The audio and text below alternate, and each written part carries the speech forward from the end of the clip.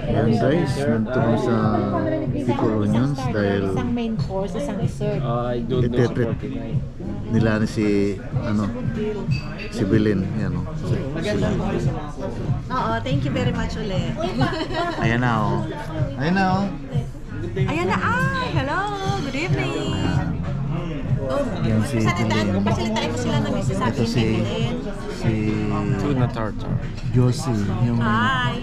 yung Bye, bye, Belen. yung babaeng na sa Bermuda ay malakas ang halakak. Hindi.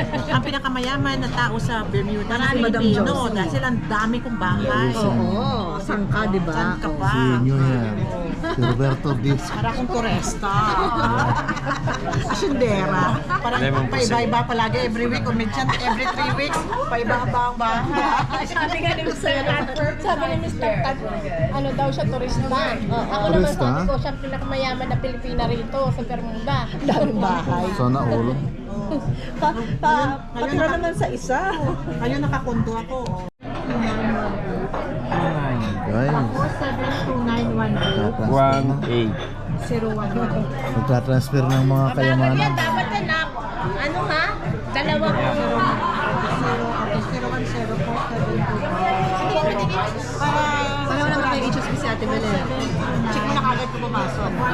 Oo, Ate Mano, automatic yan nandiyan. No? Baka pinaglulong ko kayo. Titingnan, pagbaba mo, Baka tumalbog. pagbaba mo, i-inquire mo agad.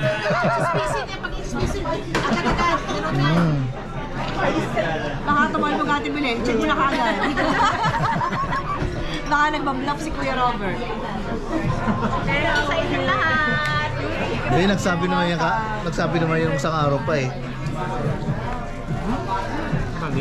Ay? Bali-bali pa. Wala na naman. Mayroon nagkaroon ng mali pa, no? Nawala. Hindi ko maanilag eh. Security. Security ano?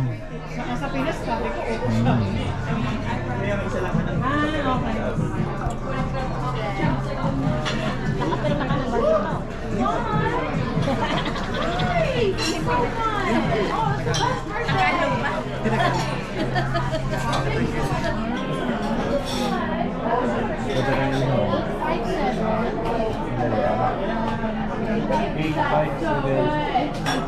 Eight, 882.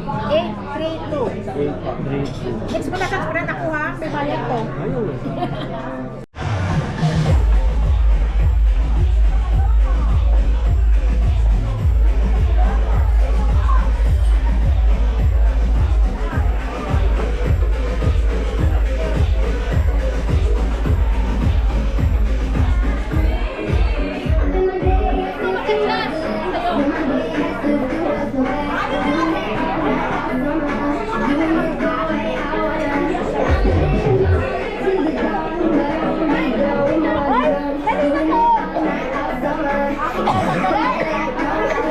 Huwag niyo iwanan.